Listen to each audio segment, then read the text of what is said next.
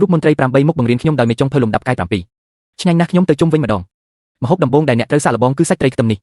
ក្លិនខ្ទឹមសម្បូរបែបវិធីសាស្ត្រក៏សាមញ្ញណាស់ដំបូងជ្រើសរើសត្រីខ្មៅបន្ទាប់ពីហាន់រួចហើយត្រូវបន្ថែមអំបិលនិងទឹកហើយកូរឲ្យសព្វ1នាទីយកទឹករំអិលចេញពីវាក្លិនត្រីរបស់ត្រីភាគច្រើនចេញមកពីទឹករំអិលនេះបន្ទាប់មកលាងសម្អាតនឹងទឹកស្អាតច្រើនដងបន្ទាប់ពីបង្ហូរទឹករួចបន្ថែមទឹកខ្ទឹមស្នឹងខ្ញីលាយអំបិលនិងម្រេចឲ្យស្មើគ្នាបន្ថែមម្សៅ1ស្លាបព្រាទៀតហើយច្របល់2 3នាទីដាំទឹកឲ្យពុះក្នុងឆ្នាំងរួចបន្ថែមខ្ទឹមបារាំងខ្ញីនិងស្រាដាក់សាច់ត្រីចូលឆ្នាំងម្ដងមួយកម្ដៅវាកន្លះនាទីហើយយកវាចេញភ្លាមកម្ដៅប្រេងក្នុងខ្ទះមួយទៀតបន្ថែមខ្ទឹមស្នឹងម្ទេសម៉ត់បន្ថែមចៀនលើកម្ដៅទាបរហូតដល់ក្លិនខ្ទឹមចេញមកបន្ទាប់មកបន្ថែមទឹកស៊ីអ៊ីវនិងទឹកស៊ីអ៊ីវហើយបន្តចៀនរហូតដល់មានក្លិនឈ្ងុយចាក់សាច់ត្រីដែលឆ្អិនរួចចៀនលើកម្ដៅមធ្យមរយៈពេល5578វិនាទីទីបំផុតប្រោះជាមួយខ្ទឹមបារាំងបៃតងហើយបម្រើសាច់ត្រីដែលធ្វើតាមវិធីនេះមានរសជាតិឈ្ងុយឆ្ងាញ់អ្នកគួរតែទៅផ្ទះហើយធ្វើវាផងទី2មនុស្សជាច្រើនចូលចិត្តញ៉ាំត្រីប្រឡាក់នៅក្នុងភោជនីយដ្ឋានតាមពិតអ្នកអាចធ្វើវានៅផ្ទះវាងាយស្រួលដូចទឹកឆ្អិនកាត់ស្បែកក្តោបចាស់ជាផ្នែកកាត់ឆ្អឹងត្រីជាបំណែកតូចកាត់ត្រីទៅជាចំណិតក្រាស់ស្មើគ្នាទេអ្នកអាចសួរអ្នកនេសាទឲ្យដោះស្រាយវាបាន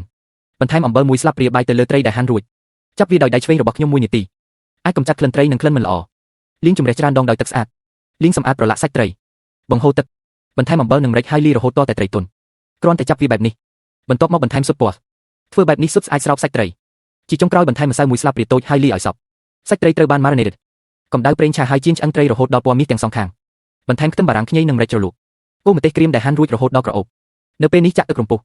ចម្អិននៅលើកម្ដៅខ្ពស់រយៈពេល10នាទីរហូតទាល់តែស៊ុបឡើងក្រាស់បូឡនសាច់មាន់អំបិលទឹកខ្មេះពណ៌សកន្លះចានសម្រាប់គ្រឿងទេសបន្ទាប់មកយកឆ្អឹងត្រីមកដាក់នៅបាតចានយឺតបន្ថែមសាច់ត្រីចម្អិននៅលើកម្ដៅមធ្យមរយៈពេល30វិនាទីបន្ថែមខ្ទឹមច្របាច់ម្ទេសស្ងួតចាក់ប្រេងក្ដៅ1ស្លាបព្រាពីលើខ្ទឹមបារាំងបៃតងដើម្បីជំរុញក្លិនឈ្ងុយរៀនពីរបៀបធ្វើត្រីប្រឡាក់ហើយកុំបញ្ជាទិញយកម្ដងទៀត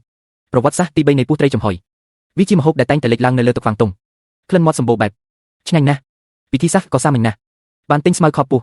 កាត់ត្រីទៅជាបំណែកស្មើគ្នាខ្ទឹមស្នឹងខ្ញីម្ទេសនិងខ្ទឹមបារាំងបៃតងហាន់ជាបន្ទះចាក់ប្រេងក្ដៅលើសណ្តែកខ្មៅដែលមានជាតិ fermented ដើម្បីបញ្ចេញក្លិនរបស់វាខ្លឹមសារសាច់មាន់អំបិលទឹកស៊ីអ៊ីវស្រាលនិងទឹកស៊ីអ៊ីវលាយម្សៅពោតបន្តិចឲ្យស្មើគ្នាចាក់បំណែកសាច់ត្រីដែលហាន់រួចទុកចោល15នាទីដាំទឹកឲ្យពុះនិងចំហុយលើកម្ដៅខ្ពស់រយៈពេល8នាទីចុងក្រោយចាក់ខ្ទឹមបារាំងបៃតងនិងប្រេងក្ដៅដាក់លើត្រីក្លិនគឺក្រអូបវាពិតជាឆ្ងាញ់ណាស់យកចិត្តទុកដាក់លើទី4នេះគឺជារូបមន្តស៊ុបត្រីគោរ៉ងគ្រីស្យនដ៏ពេញនិយមនៅលើអ៊ីនធឺណិតប្រសិនបើអ្នកមានមនុស្សចាស់ឬកូននៅផ្ទះអ្នកត្រូវតែប្រមូលវាត្រីគោរ៉ងគ្រីស្យនមិនចាំបាច់ធ្វើមាត្រដ្ឋានទេចៀនដោយផ្ទាល់នៅក្នុងខ្ទះរហូតដល់ភាគីទាំងសងខាងមានពណ៌ត្នោតមាសប្រើ spatula ដើម្បីកិនត្រីបន្តចៀនត្រី mains រហូតដល់ក្រអូបបន្ថែមខ្ញីនិងស្លឹកខ្ទឹមដើម្បីបំបត្តិក្លិនត្រីត្រូវប្រាកដថាចាក់ទឹករំពុះនេះគឺជាគន្លឹះនៃស៊ុបពណ៌ស្ក្រាស់ចម្អិននៅលើកម្ដៅខ្ពស់រយៈពេល10នាទីបន្ទាប់មកប្រើសំណាញ់ល្អដើម្បីយកសំណល់ត្រីចេញហើយកុំបោះចោលនៅពេលនេះស៊ុបត្រីត្រូវបានគេស្ងោរពណ៌សខ្លាំងបន្ថែមទៅហ៊ូទុនផ្សិតអ៊ីណូគីនិងសណ្តែកបៃតងហើយចម្អិន2នាទីបន្ថែមអំបិលនៅចុងបញ្ចប់ម្រេចប្រោះជាមួយ wolfberry និងខ្ទឹមបារាំងបៃតងហើយអ្នកអាចផឹកវាបានស៊ុបត្រីគោរ៉ងប្រភេទនេះមានរសជាតិឆ្ងាញ់និងមានជីវជាតិកុំបារម្ភអំពីកូនរបស់អ្នកឆ្អឹងត្រីជាប់បំពង់ប្រសិនបើអ្នកចូលចិត្តវាសូមសាកល្បងវាប្រសិនបើអ្នកចង់ញ៉ាំត្រីបន្ទាប់ពីវគ្គទី5អ្នកធ្វើវានៅផ្ទះដូចខ្ញុំធ្វើសាមញ្ញគ្រឿងទេសនិងរសជាតិការដាក់កាំបិតផ្កាលើវាធ្វើឲ្យវាកាន់តែឆ្ងាញ់កម្ដៅប្រេងហើយប្រោះអំបិលបន្តិចចៀនបំណែកត្រីរហូតដល់ភាគីទាំងសងខាងមានពណ៌ត្នោតមាសនៅក្នុងខ្ទះមួយទៀតចាក់ខ្ញីខ្ទឹមម្ទេសស៊ីឈួននិងម្ទេសក្រៀមរហូតមានក្លិនឈ្ងុយបំណែកត្រីចៀនបន្ថែមទឹកស៊ីអ៊ីវស្រាលនិងទឹកស៊ីអ៊ីវងឹតទឹកស៊ីអ៊ីវនិងទឹកអំបិល misk ស្ករនិងម្រេចចម្អិនទឹកខ្មេះលើកម្ដៅខ្ពស់រហូតដល់ទឹកជ្រលក់ក្រាស់ប្រោះជាមួយខ្ទឹមបារាំងបៃតងហើយបម្រើនៅពេលអ្នករៀនវាធ្វើវាសម្រាប់គ្រួសារអ្នកសាកល្បងមុខម្ហូបទី6ត្រូវបន្ថែមត្រីចិញ្ច្រាំចូលក្នុងខ្ទឹមសនិងទឹកខ្ញីអំបិលនិងម្រេចស៊ុបពណ៌សមួយចាប់ស្លាបព្រានៃម្សៅនិងថ្នាំកូត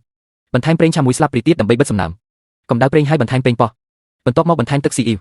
សាច់មាន់បូឡននិងម្រេចសម្រាប់គ្រឿងទេសយកត្រីទៅដាំឲ្យពុះរួចដាក់ភ្លើងតិចរួចដាក់សាច់ត្រីចូលចម្អិនរហូតដល់វាប្រែពណ៌ហើយបន្ទាប់មកអ្នកអាចយកវាចេញពីឆ្នាំងចុងក្រោយប្រោះជាមួយខ្ទឹមបារាំងបៃតងនិងគ្រាប់ឡងចាក់ប្រេងក្ដៅ1ស្លាបព្រាដើម្បីភ្ញួយក្លិនហើយអ្នកអាចចាប់ផ្ដើមធ្វើវាបានទី7រាល់ពេលដែលប្តីខ្ញុំមកខ្ញុំនឹងធ្វើត្រីនេះឲ្យគាត់ហូប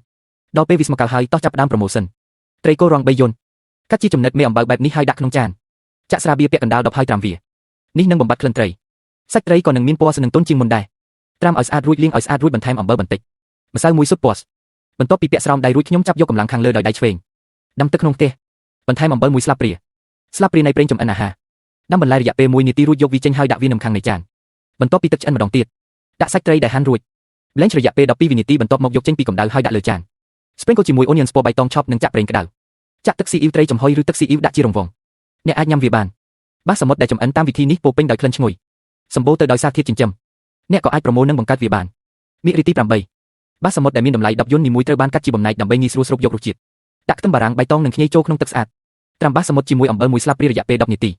ត្រីនេះមិនអាចកម្ចាត់ក្លិនត្រីបានទេធ្វើឲ្យសាច់ត្រីកាន់តែស្នឹងរឹងមាំចាក់ប្រេងឆាចូលក្នុងខ្ទះហើយដាក់ខ្ទឹមបារាំងខ្ញីនិងស្លឹកខ្ទឹមចៀនខ្ទឹមបារាំងរហូតដល់ក្រអូបបន្ថែមទឹកទន្លេលឿងបន្តិច ទឹកស៊ីអ៊ីវត្រីចំហុយមួយស្លាបព្រាបាយស្ករបន្តិចដើម្បីបង្កើនរសជាតិនេះជាទឹកត្រីចំហុយដែលប្រើក្នុងភោជនីយដ្ឋានចំហុយបាសសមុទ្រក្នុងទឹករំពុះរយៈពេល8នាទីស៊ុបនៅក្នុងចានត្រូវតែចាក់ចេញនេះជាគន្លឹះធ្វើឲ្យត្រីមិនស៊ីត្រីដាក់ចំណិតត្រីចំហុយស្លាបព្រានៃប្រេងក្តៅនាំមកនៅក្លិនក្រអូបបន្ទាប់មកចាក់ទឹកស៊ីអ៊ីវត្រីចំហុយលើវាហើយអ្នកអាចញ៉ាំបានបើចង់ញ៉ាំក៏អាចប្រមូលមកសាកដែរ